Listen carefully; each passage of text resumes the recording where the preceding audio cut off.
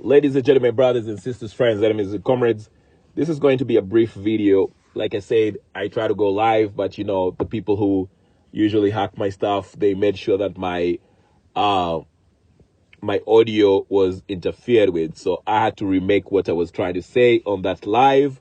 So if you missed that live, you didn't miss much because the audio was messed up. But here it is. I'll get to the point. Now, there's a rumor swirling around that is really building up in the internet metasphere, where this account is called Global Intelligence. They just posted that in the toxicology report of Raila Odinga, it was found that there was some traces of ricin in his organs, lungs, and some other part of organs, which resulted to an induced heart attack or cardiac failure. Okay, so there's a huge debate between the pro-Railas and people who may not be a fan of Raila Odinga, the skeptics and the believers. Okay, there are some who are sticking to the story. Remember, Ruth Odinga, the youngest sister of Raila Odinga, said that she mentioned that she had to pull the plug, which suggests that Raila Odinga was in ICU. Now, this kind of corroborates with the Global Intelligence report, because the Global Intelligence report mentioned that the ricin, this toxic chemical, this deadly chemical, was discovered in Raila's lungs while he was still in ICU. That is what the Global Intelligence was saying, that in the process where Raila Odinga, the toxic report kind of states that the ricin, the deadly chemical, was found in his lungs and some other organs while he was in ICU. Okay, so this suggests that Raila was actually in ICU, and it takes me back to Maverick Aoko's earlier tweets. Remember, Maverick Aoko, she always has some tea about some politicians. I'm not just talking about the usual sexapades that your average politician is involved with that Maverick Aoko, post.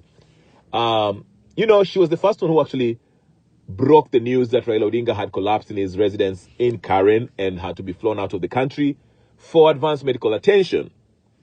Okay, no one took her serious. But after she mentioned that, there were a couple of accounts that were mentioning that Raila was gone. Gone meaning he was dead. Okay, alikufa. So, and then there was this debate where, remember those times a few weeks ago when Raila was still, it was being said that Raila was overseas, out of the country, taking a break or whatever. He's in the hospital, whatever the case is, recuperating. The ODM faithful, reassured their fans and the Kenyans that Raila was doing well and was strong and was recuperating. And then a lot of people, their supporters, started demanding to see a picture or a video of him, addressing them or whatever the case is, just to assure them that he's doing okay. Then the ODM folks, they posted a picture of this one guy, I forgot his name. They were somewhere in a lobby, somewhere in a hospital. And, he posted that Raila Odinga is enjoying the game, the Arsenal game, whatever the case is good. He will be back soon. Then the internet investigators zeroed in on a poster that was behind them in the picture. And they saw that they were actually in a Saint something hospital in UAE, okay, Dubai somewhere, whatever the case is, all right? So, that's when people started saying, telling the audience folks, hey, tell us the truth, stop lying to us. You told us Raila is in UK and you didn't want to disclose where he was, but apparently he's in the UAE and he's in a hospital. Can you come out and tell us the truth?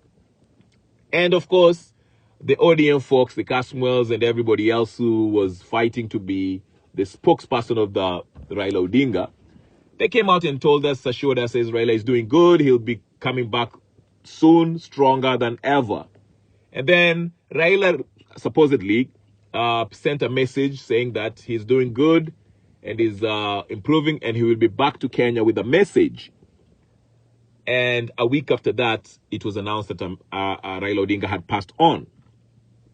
So this confirms one thing, that Aoko, despite her salacious tweets of her sexapades and all that stuff, she kind of have the inside tea on these politicians. Because, like I said, she was the first one who came out and told us that Raila Odinga had collapsed in his residence in Karen and had to be flown out of the country for advanced medical attention. Okay?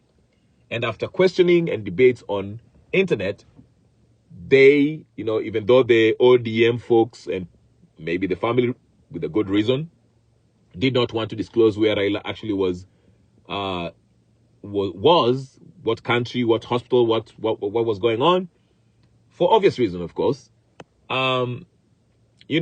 finally had to come out and tell us that, he had passed on. Now, a week after that, after the procession, actually during Raila's funeral and all this brouhaha, him going to Nyayo Stadium, Kasarani and all this, Aoko also tweeted that Raila was laced. Raila's, was poison. According to her, it was Oscar Sudi, they were drinking whiskey, whatever. Some of this I do not personally believe, but again, the point is she mentioned that Raila may have been poisoned. Okay? Now, again, like most of her posts, I personally didn't believe it, didn't take it seriously. But then, after that, a lot of people started posting that Raila Odinga had passed on. And like I said, he was dead by that time. Sorry. He was dead by that time and he was back in Kasarani. But that's when Aoko started, Aoko posted in our X page that Raila Odinga was actually poisoned, okay? And it's not like a cardiac arrest, okay?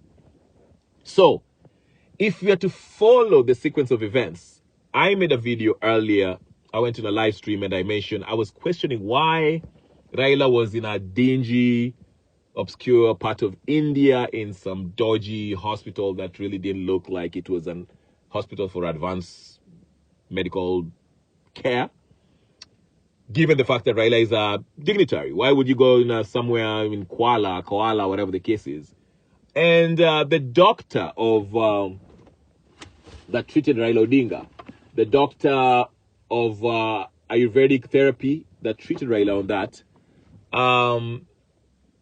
came out and, actually was quoted today in one of the local rags, saying that Raila had already received his advanced medical attention for his other conditions in Mumbai, okay? So he only came there for specifically the Ayurvedic therapy. For those of you who don't know Ayurvedic therapy, please Google it. It's a traditional alternative means of healing, okay?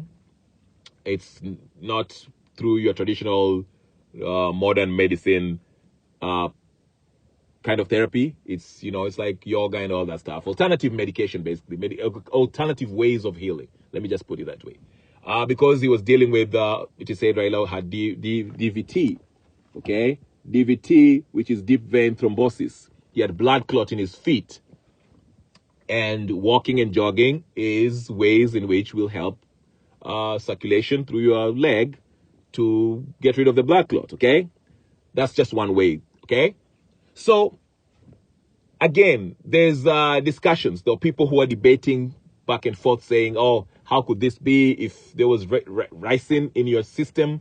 The normal symptoms and signs of you having that in your system is usually vomiting, diarrhea, nausea, and all that stuff. And you're usually dead within 42 hours or something like that, right?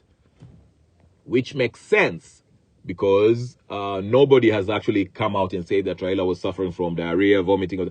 Of course, they cannot, tell us that kind of information because it's Raila's private medical history, okay? Which is private. Now, what I might say is this. In that global intelligence post, it's on X. You can go read it. It's a post. It says that according to the toxicologist report, the ricin, that chemical, deadly chemical, poisonous chemical, was discovered when he was on ICU during his care, when he was in intensive care unit, which confirms that Raila was actually on ICU, because Ruth Odinga, in one of her testimony or whatever the case is, she mentions that she had to pull the plug, and, you know, Raila passed on after that.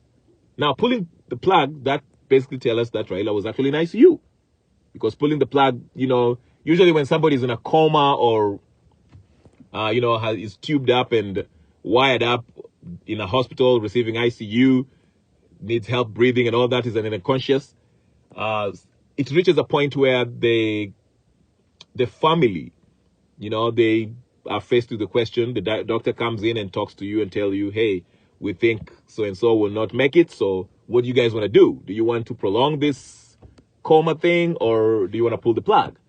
And the family can make a decision on whether they want to continue having this, their loved one on this intensive care unit thing where he's receiving life support, or they can decide, hey, we don't want to prolong this, pull the plug. Okay? So in this case, apparently, you know, Ruth Odinga pulled the plug and Raila passed on. But like I say, the Global Intelligence Post says that the ricin was discovered while Raila was in ICU. So now some people are now also kind of debating. They're saying, oh, how could you be in ICU? But we saw the video of Raila actually jogging or strolling in that compound where he was receiving that medication, therapy. He wasn't on ICU.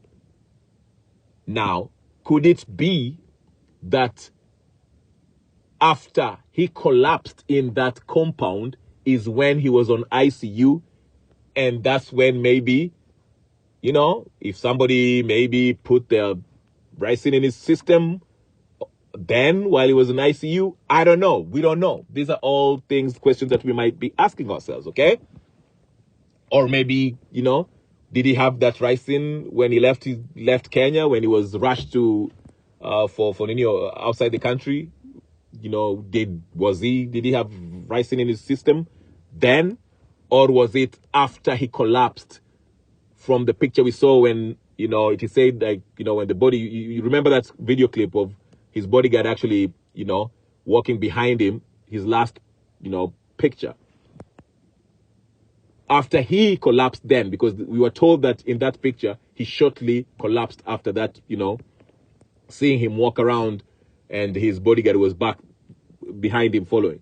So at what point was it discovered that he had that ricin in his system? We are told, according to that Global Intelligence, at the point where he was in ICU.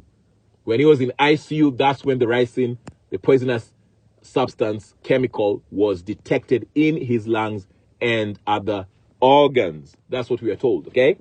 So, it's very interesting. So there's a lot of questions surrounding Raila's death. Like I said, this whole Raila's death is a little bit unusual. I just saw today Oburu Odinga is already in a wedding 10 days after his brother was announced dead. He's in a wedding somewhere, the wedding of that, the guy, Okech, whatever his name is, Salah.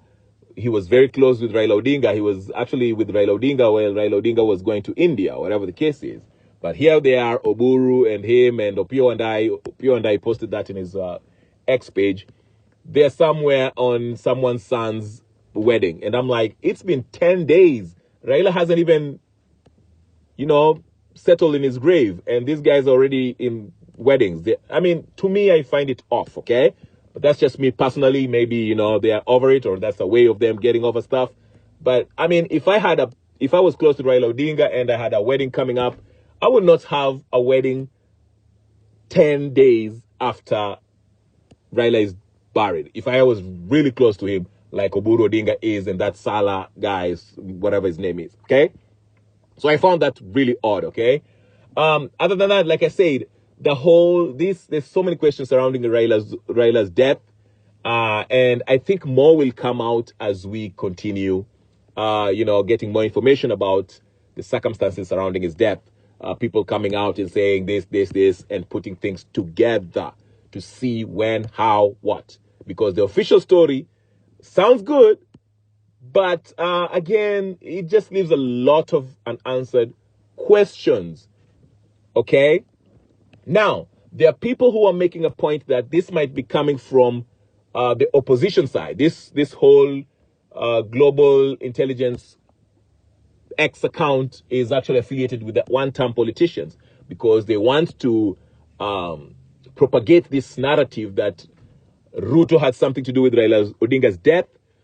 That way, Luo Nyanza, the stern supporters of Raila Odinga, can turn on Ruto. That way, 2027 will be a gone case. So there's those people who are making that case. And Aoko might be one of them. I don't know. So we have to look at this, carefully. Consider every information you receive with a pinch of salt. Do your research. Make it make sense, okay? If you know what I mean. There's a lot of information that's coming out, and you have to question the motive of whoever is providing this whole thing. I will be curious to see what the toxicologist report says about Raila's body, but I don't think that's for public consumption. And given the sensitivity of this matter, I don't think the government or the family might even agree to release that or have that be public, okay? Because, it might cause problem. I mean, if it's true that Raila actually had this poisonous substance in his system, that can, the country can go up the flames, because, you saw how they kind of managed the way Raila Odinga. I mean, the whole burial thing it was all about managing the emotions of Raila's supporters. That's why he was flown in a certain way. Everything was managed. It was about, and that's the whole 72-hour time frame to bury Raila Odinga.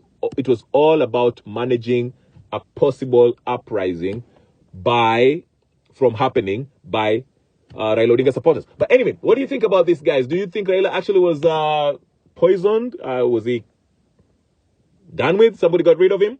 Again, there's a precedence in this because there's a politician called Georgie something, I forgot his last name, who was actually, in 1978, was assassinated when he was stabbed in his leg by an umbrella which was laced with ricin, okay, or resin, whatever you want to call it, okay.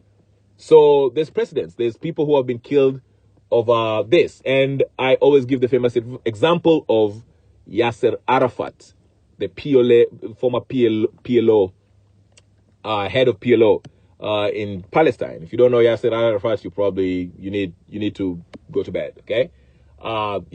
If there's a documentary which his wife and daughter explain how, when he was flown out of Gaza or whatever the case is, from Palestine to France to receive treatment, it is said that, there's a doctor there who was suspicious, who kind of, laced him with some poisonous substance, which resulted to him passing on. So I won't take that off the table.